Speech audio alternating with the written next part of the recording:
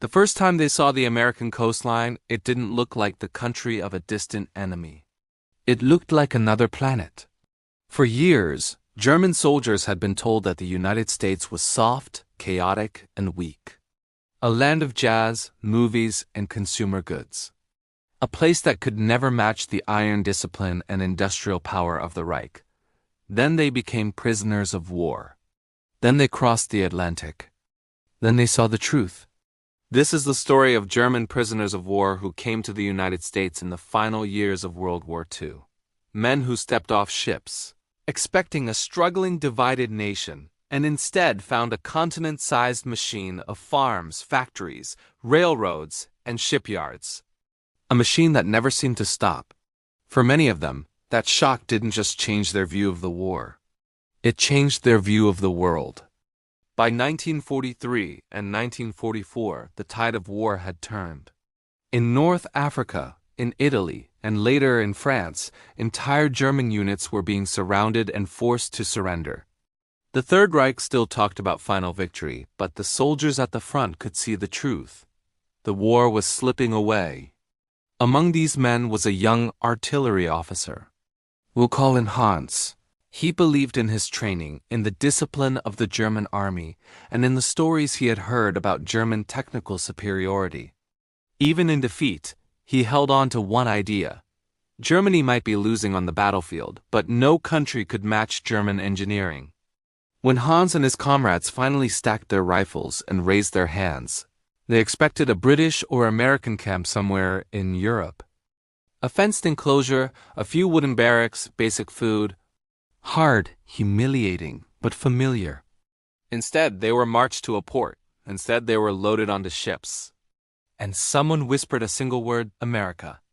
On the crowded decks, the prisoners argued in low voices. Some were convinced it was just a rumor. Others remembered propaganda leaflets that talked about sending captured soldiers overseas. Many were terrified. What would the enemy do to them so far from home? The American guards on the ship said little. They handed out food and cigarettes. They kept order. They didn't beat their prisoners. Compared to what these men had been taught to expect, the calm discipline of the guards was confusing. For nearly 2 weeks, the convoy pushed through the Atlantic. The prisoners crowded the rails when they could, watching destroyers, escort carriers, and cargo ships move in formation. There were so many ships, so much fuel being burned, so many supplies stacked on every deck that some of the prisoners had their first quiet moment of doubt. If the Americans can keep fleets like this moving all the time, one of them thought, how big is their industry really? The answer began to reveal itself when they finally saw land. In our story, Hans and his fellow prisoners arrived near New York. The details varied from convoy to convoy. But for many German prisoners, the approach to a major American harbor was the moment when every assumption they had held simply shattered. The gray line of the coast grew clearer. The silhouette of the city rose from the water. Smokestacks, cranes, bridges, skyscrapers that seemed to pierce the clouds. Hans had grown up near a small German town. The largest buildings he had ever seen were church towers and a few modern office blocks in Berlin. Now, as the ship slipped closer to the harbor, he saw more tall buildings in one glance than he had seen in his entire life. The harbor itself was a scene of organized chaos. Liberty ships and cargo vessels were being loaded and unloaded at a furious pace. Cranes swung overhead, lifting crates, vehicles, and containers as if they weighed nothing at all. Long lines of trucks waited at the docks, engines idling. Freight trains rattled in the distance, their cars already packed with goods destined for other corners of the continent. The prisoners had heard stories about American production. They had seen Allied tanks and planes at the front. But those were just machines. Here, they were looking at the heart of the system that built those machines. One prisoner, standing at the rail next to Hans, counted ships as fast as he could. He gave up. There were too many. "These ships are only in this harbor," he whispered. "How many more are there in all their ports?" For the first time, Hans understood something that couldn't be reduced to a statistic. Germany wasn't just fighting another country. It was fighting an entire world of steel, oil, and labor. A world that seemed endless. From the harbor, the prisoners were marched under guard to waiting trains. For many of them, the next shock didn't come in the cities, it came in the countryside. They had grown up in a Europe where borders were close and space was limited. Even large farms felt, in some way, confined. Distances could be crossed by train in a few hours. Capitals stood only a night journey apart. America didn't feel that way. The train pulled out of the city and rolled through the industrial belts on the outskirts. Row after row of factories, warehouses, rail yards, and refineries flashed past the windows. Smoke rose from dozens of chimneys. The sky itself seemed stained by industry. Then the buildings began to thin out. Fields spread in every direction. This, the prisoners thought, will look more familiar. Europe has farmland too. But the scale was different. They passed through enormous fields of corn and wheat that reached to the horizon. Grain elevators towered above small towns. Farmhouses stood surrounded by machine sheds filled with tractors and combine harvesters that looked new and well-maintained. One of the prisoners, who had grown up on a farm in Bavaria, watched silently as they passed yet another massive field. We'd plow with horses, he thought. Here, every field has a machine bigger than our house. The train journey often lasted days as prisoners were carried to camps in the American interior, Texas, Colorado, Kansas, the Carolinas. The names of the stops blurred together, but the impressions remained sharp. At one small town, the train slowed down. The prisoners pressed their faces to the glass. They saw a grocery store with windows full of goods, canned food, fresh fruit, bags of flour and sugar stacked almost to the ceiling. A crowd of civilians, many of them women and older men, walked past the station carrying shopping bags. It was 1944. Germany had long since entered the world of ration cards, shortages, and empty shelves. To see this abundance in a country that was simultaneously fighting a massive war on two oceans was hard to understand. One prisoner muttered almost to himself, "If they can live like this during a war, how do they live in peace?" After a long and uncertain journey, the German prisoners of war finally arrived at their destination. Fenced compounds, surrounded by guard towers, right in the heart of America. The camps varied, but the basic setup was similar everywhere. Barbed wire, simple wooden barracks, mess halls, latrines, and large parade grounds for the daily roll call. For men who had been braced for the worst, who had seen how their own regime treated Soviet prisoners, the reality here was deeply confusing. The American guards were firm, yes, but they operated under a clear set of rules. Prisoners received 3 meals a day. They got basic medical care when they were sick. They could even send and receive letters, all under supervision, of course. In some camps, they were allowed to organize their own newspapers, orchestras, and even educational classes. It was a structured, stable, and strangely humane existence that defied all their expectations. Many prisoners were assigned to work details outside the camps. This was their first real glimpse into American life. They picked fruit on farms, cut timber in forests, and harvested cotton, sugar beets, or wheat. They worked in canneries, lumber mills, and food processing plants. Always under guard, always following strict rules, but they were seeing the country up close. And it was on these work details that the abstract idea of American power became a direct, overwhelming experience. One morning, a group of prisoners, including a young soldier named Hans, was loaded onto a truck. Armed guards watched them closely as they drove out of the camp, down a dusty road and toward a sprawling complex of brick buildings. Smoke billowed from tall chimneys, and the air was thick with the smell of oil and hot metal. It was a factory, a massive one, that produced agricultural machinery and parts for military vehicles. Stepping inside was like walking into a storm of noise. Motors hummed, massive presses thundered down with incredible force. Welding torches hissed and sparked and overhead conveyors rattled endlessly. Everywhere they looked, American men and women in work clothes moved with a practiced, confident efficiency from one station to the next.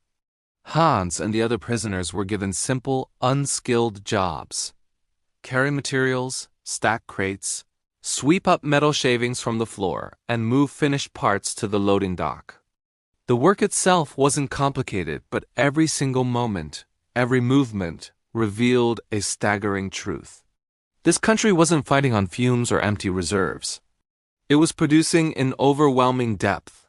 What was even more shocking was the condition of the workers. They looked healthy, well-fed, and their clothes were sturdy. There were safety signs on the walls, something unheard of in German factories at the time. Lunch breaks were mandatory and on schedule. The cafeteria served meals that would have been considered a feast back in war-torn Europe. During one of these breaks, Hans saw something that he would never forget. He watched an American worker unwrap his lunch. It was a thick sandwich, a shiny red apple, a generous slice of cake, and a bottle of fresh milk. The worker ate about half of it, then, with a casualness that was almost stunning, he tossed the rest into a trash bin. The sight hit Hans like a physical blow. In Germany, people saved every last crumb. His own younger siblings had stood in food lines for hours, hoping for just a few slices of bread. Cake was a distant memory, a luxury for a forgotten time. And here, in a factory building parts for the war, a worker could simply throw away good food. This wasn't just about waste. It was about the sheer scale of American abundance. The factories were running around the clock, churning out war materials. Yet the country still had enough resources to maintain a vibrant consumer society. Before the war, Americans had filled their homes with new cars, radios, refrigerators, and countless electric appliances. Even now, with wartime rationing in place, the average civilian's life looked impossibly comfortable compared to the bombed-out, starving cities of Europe. One evening back in the barracks, a prisoner tried to explain this feeling to a newcomer. He said, "In Germany, the war is everything. It's on every street, in every conversation, on every poster. Here, the war is important, yes. But it feels like it's just one part of something much, much larger. They have so much industry that they can fight a global war and still live like this." The prisoners didn't have access to government reports or detailed production charts. Their knowledge was pieced together from fragments. A newspaper headline they glimpsed, boasting about thousands of new planes rolling out of American factories every single month. A newsreel scene at a local cinema during a supervised trip, showing an endless line of tanks stretching beyond the horizon. A casual remark from an American guard about how many new ships were being launched every week. For men who had been raised on a steady diet of propaganda about German technical and moral superiority, each of these fragments was a psychological blow. They had been taught that Germany was surrounded by weak, decadent nations that lacked discipline and couldn't possibly organize themselves for total war. Now, standing in the middle of the noise and relentless motion of American industry, they were forced to confront how catastrophically wrong that entire worldview had been. One prisoner, an engineer by training, sat on his bunk one evening, his face pale and haunted. He turned to the man next to him and asked quietly, "Do you understand what this means? If they can build so much, while most of their country is completely untouched by the war, we cannot possibly win. Even if our weapons are sometimes better, they can build 10 for every one of ours." Another prisoner tried to argue, repeating the familiar lines about secret weapons, new jet fighters, and miracle solutions that would turn the tide. But his own words sounded hollow and desperate, even to himself. The engineer just shook his head slowly. "You saw the harbor," he said. "You saw the trains. You saw the farms and the factories. This isn't a miracle weapon. This is reality." But it wasn't just the machines and the production numbers that left a lasting impression. It was also the people, the ordinary Americans who lived and worked within this industrial empire. On the farms, the prisoners saw families driving their own pickup trucks, loaded with fuel and tools.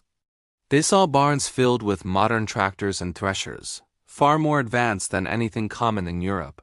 In the small towns they passed through, they saw streets lined with shops that were still open for business. Hardware stores, clothing stores, movie theaters advertising the latest Hollywood films, and diners with bright neon signs. Even with the war on, the shelves were far from empty. And they noticed something else, something that completely contradicted the propaganda image of a divided, weak-willed society. The American workers they met were relaxed but also incredibly confident. They spoke openly, often critically, about their own government. They complained about their wages, their bosses, and wartime shortages.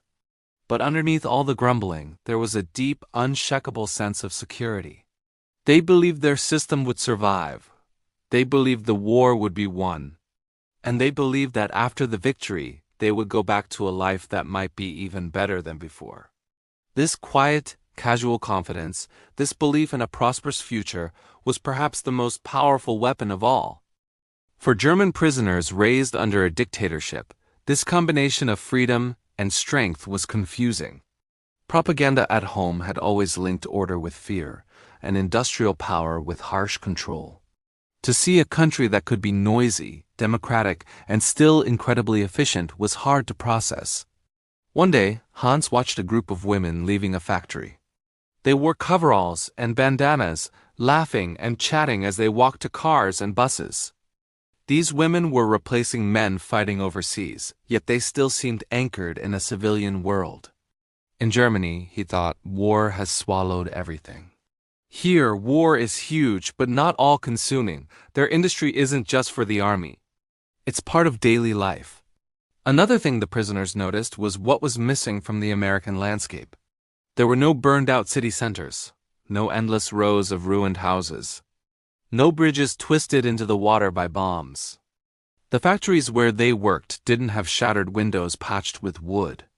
The trains they rode didn't creep through blacked-out ruins every night. Back home, many had seen the results of the Allied bombing campaign. Entire neighborhoods reduced to rubble, families huddling in shelters, a nation exhausted by terror and loss. Here, in the American interior, the war felt distant. Not unreal, but far away. Soldiers were being shipped out by the millions, and families hung stars in their windows for sons gone overseas. Yet the physical heart of the American industrial system was untouched.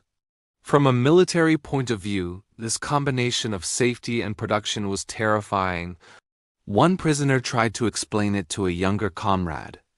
Imagine, he said, that your enemy can hit you, burn your cities, wreck your factories. But you cannot hit him back. His factories keep working. His workers keep going to jobs in intact buildings. His trains keep running. His fields keep producing food. How long can you fight that kind of enemy? The younger man had no answer.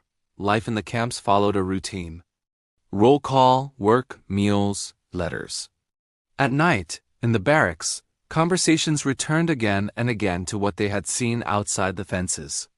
Some prisoners clung to old beliefs, insisting that America was wasteful and undisciplined. They said the industrial power they had witnessed was impressive but shallow. Others couldn't pretend anymore. One evening, a group sat around a table in the dim light of a single bulb. I used to believe, one of them said slowly, that our way was the most advanced. That we had the best engineers, the best factories, the best organization. He paused, thinking of the harbor, the trains, the factories that never slept. Now, he continued, I think we tried to force greatness on a country that didn't have the resources to match our ambitions. We tried to dominate a world that simply had more steel, more oil, and more people than we did. Hans looked up. So you think the war was lost from the beginning? The other man shook his head. No. But once the United States fully entered the war and mobilized its industry, I think our defeat became only a matter of time. We just didn't know it yet. Not every prisoner reached such conclusions. Some remained bitter. But for many, the experience of living inside the American war machine as a captive left a deep mark. When the war ended, the prisoners gradually began to go home. They returned to a Germany in ruins. Cities flattened, Bridges down, factories silent, people thin and hungry. For those who had seen the untouched, roaring industrial power of the United States, the contrast was overwhelming. Hans stepped off the train in his hometown and walked through streets lined with shattered houses. He saw familiar faces aged by hardship. In that moment, the images from America came flooding back. The crowded harbor, the trains loaded with grain and steel, the factories humming day and night, the grocery store shelves still full.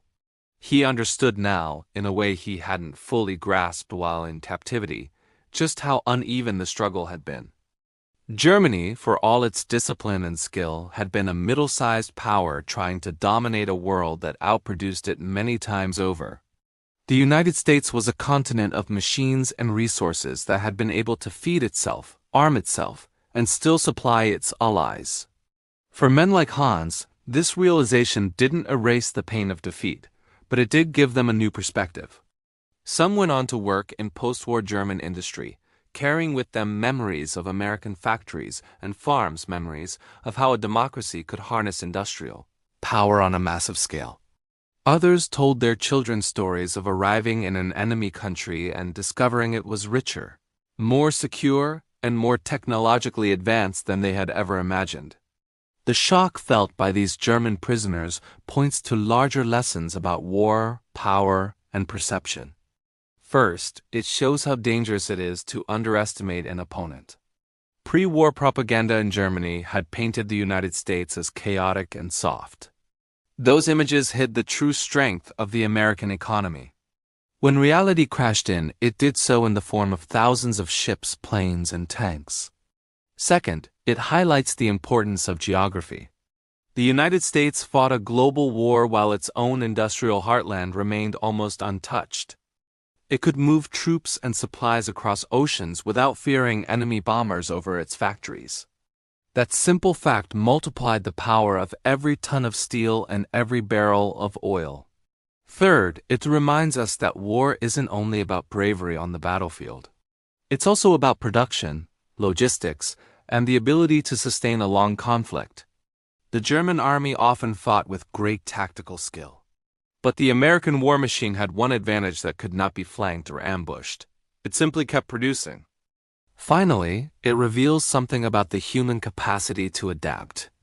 Many of the prisoners who were shocked by American industrial power did not remain frozen in that shock. Over time, they reflected on what they had seen. Some rejected old ideologies and helped rebuild their own country in ways that tried to combine efficiency with freedom. When we talk about World War II, we often focus on battles, generals, and weapons. But behind every moment at the front stood factories, railroads, farms, and shipyards.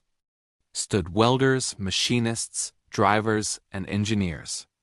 German prisoners of war who came to the United States saw this truth up close. They arrived as defeated soldiers and became witnesses to a level of industrial power their leaders had never fully understood. They saw a harbor full of ships and realized how many more must exist beyond the horizon. They rode through endless fields and understood this country would not go hungry. They worked in factories that never slept, and they knew that the machines of war would just keep coming. For many of them, that realization was both terrifying and enlightening. It shattered illusions. It forced them to see the war not as a story of heroic struggle, but as a collision between a regime built on aggression and a world that, in the end, could outproduce and outlast it. Today, their memories give us a powerful lens through which to view the past. They remind us that victory and defeat are shaped not only by courage, but also by the invisible rivers of coal, oil, steel, and grain that feed the engines of war. And they remind us of something else, that even in defeat, even in captivity, a person can look at the world with open eyes, recognize uncomfortable truths, and carry those lessons forward into a different future. Thanks for watching. If you found this story insightful, be sure to like this video and subscribe for more hidden histories. See you next time.